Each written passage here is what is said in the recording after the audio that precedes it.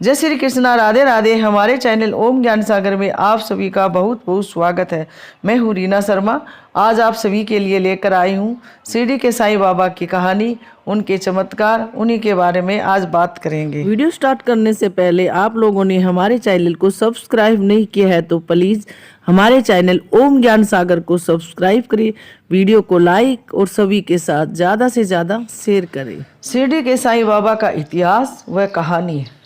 साईं बाबा जिन्हें हम शिरडी के साईं बाबा के नाम से भी जानते हैं, वह एक गुरु थे जिन्हें उन्हें भक्त एवं संत एवं फकीर एवं सतगुरु एवं भगवान शिव के अवतार के रूप में मानते हैं। साईं बाबा अब भी श्री दत्तात्रेय के अवतार के रूप में सम्मानित हैं।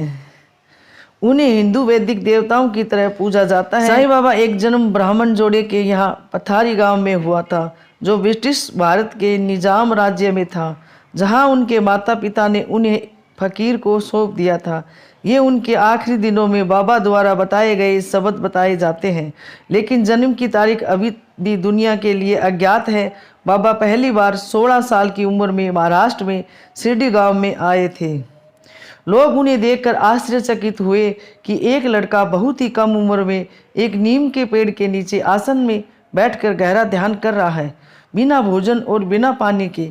इसके बाद लोग इस युवा बाबा पर बहुत आस्था करने लगे। गांव प्रमुख की पत्नी बाईजाबाई ने बचपन में साईं बाबा के कल्याण के बारे में पूछताछ की। धीरे धीरे वे बाबा के लिए खाना लाने लगी। अपने जीवन के अनुसार उन्होंने स्वयं के एहसास के महत्व का प्रचार किया और विनाशकारी चीज़ों के प्रति प्यार की आलोचना की। उनकी शिक्षाएं प्यार, माफ़ी, दूसरों की मदद, दान, संतुष्टि, अतिरिक्त शांति और भगवान और गुरु की भक्ति के नैतिक संहिता पर ध्यान केंद्रित करती है। उन्होंने सच्चे सद्गुरु को आत्मसमर्पण करने के महत्व पर जोर दिया, जिन्होंने दिव्य चेतना के मार्ग को पार किया। साईं बाबा ने धर्म या जाति के आधार पर भेद की निंदा की। उनके शिक्षण में हिंदू धर्म और इस्लाम के संयुक्त तत्व शामिल है। उन्होंने हिंदू नाम द्वारकामयी उस मस्जिद का नाम दिया जहां वे रहते थे। हिंदू और मुस्लिम दोनों अनुष्ठानों का अभ्यास किया। दोनों परंपराओं से प्रेरित शब्दों और आंकड़ों का उपयोग करके उन्होंने लोगों को ज्ञान दिया। वे अक्सर कहा करते थे, अल्लाह मालिक, भगवान राजा है और सबका मालिक एक है। अब वे साईं बाबा के जाने जाते हैं नाम से, जो साईं बाबा के नाम से पुकारे जाते हैं। साईं मुसलमानों द्वारा पिता के लिए एक पवित्र माना जाता है और बाबा हिंदुओं के लिए पवित्र शब्द माना जाता है। उनके भक्त अक्सर कहते हैं कि शिरडी साईं बाबा ने उन्हें भगवान राम, कृष्ण इत्यादि के रूप में दर्शन दिए। कई अनुयायियों द्वारा उन्हें शिरडी के साईं बाबा कहा गया। भक्तों का कहना है कि साईं बाबा सपने में आते हैं और उन्हें सलाह दे जाते हैं कि क्या करना सही है और क्या गलत है। साईं बाबा की चमत्कारी कहानी। साईं बाबा रोज मंदिर में मस्जिद में दिया जलाते थे, पर इसके लिए उन्हें बनियों से तेल मांगने की ज़रूरत होती थी।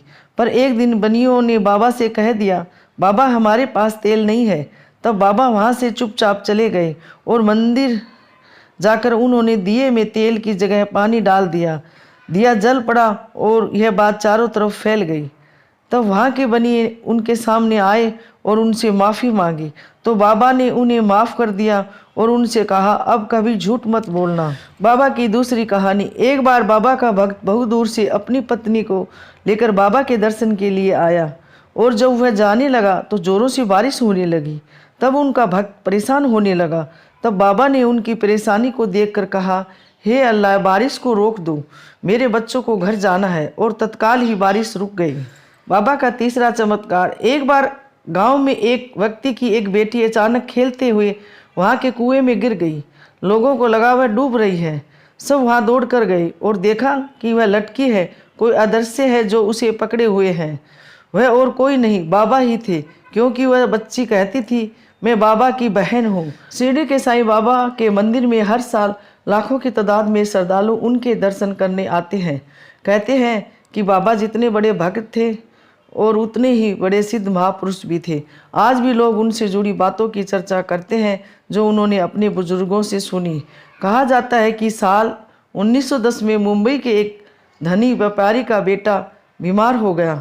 उनकी काफ़ी इलाज कराने के बाद भी जब वह ठीक नहीं हुआ तो वह उसे साईं बाबा के पास ले गया।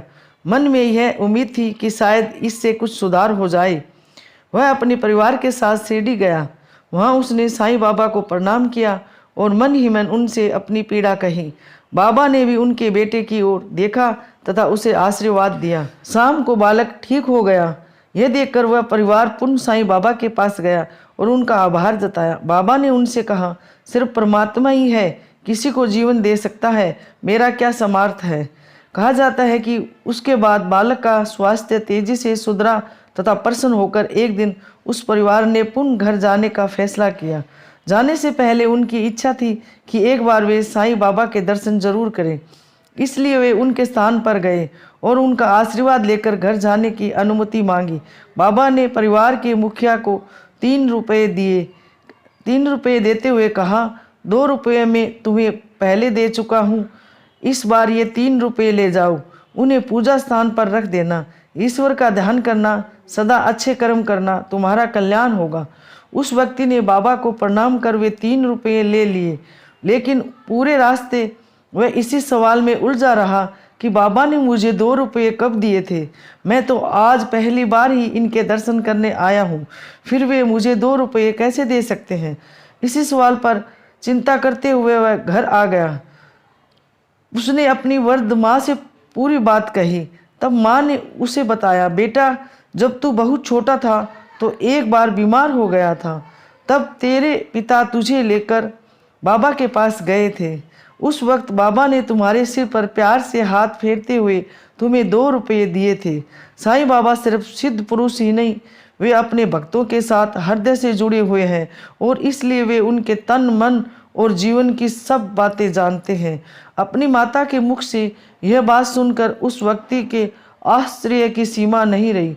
उसे उस बात का पूरा भरोसा हो गया था कि भक्त और भगवान का रिश्ता बहुत मजबूत होता है। भक्त माया के वशीभूत होकर भगवान को भूल सकता है, लेकिन भगवान उसे कभी नहीं भूलते, विपत्ति में कभी साथ नहीं छोड़ते हैं।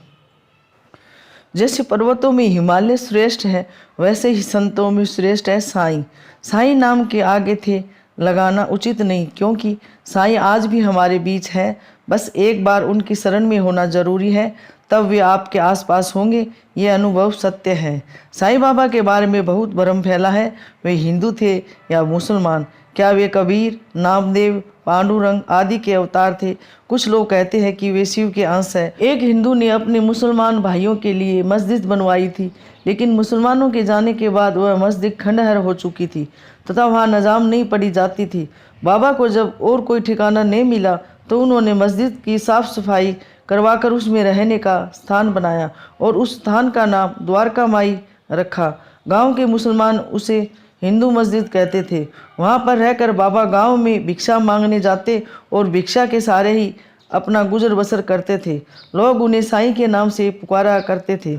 उनकी दी गई जड़ी बूटियों व विभूति से लोग भले चंगे होते थे, जिनके बदले में वे किसी से कुछ भी नहीं लेते थे। धीरे धीरे उनके चमत्कारों को फैलने लगे और उनके यहाँ अनादि सुख सुविधाओं की पूर्ति कर दी। अब बाबा यहाँ लोगों को खुद अपने हाथों से भोजन कराने लगे। वे खुद चक्की चलाकर आटा निकालते और कड़ाव में दाल भात बनाते थे। धीरे धीरे उनकी चर्चा दूर तक फैलने लगी और उनसे मिलने दूर दूर से लोग आने लगे। वैसे तो बाबा के बहुत चमत्कार है और बहुत सारी कहानियाँ हैं, लेकिन हमने तो कुछ ही चमत्कार बताए हैं। बाबा अपने भक्तों की सदैव रक्षा करते हैं, उन पे अपनी कृपा करते हैं और सदैव उन पर आशीर्वाद देते हैं। माना जाता है कि बाबा जिस नीम के पेड़ के नीचे बैठकर ध्यान करते थे, उस पेड़ के आज भी आधे पेड़ के पत्ते कड़वे और आधे पेड़ के पत्ते मीठे बताए जाते हैं। यह भी एक बाबा का चमत्कार है। साईं बाबा की सच्चे मन से जो भी श्रद्धा से पूजा करते हैं, बाबा को याद करते हैं, बाबा उनकी हर इच्छा पूरी करते हैं। जय साईं बाबा की। ये थी बाबा के चमत्कार की कहानियाँ।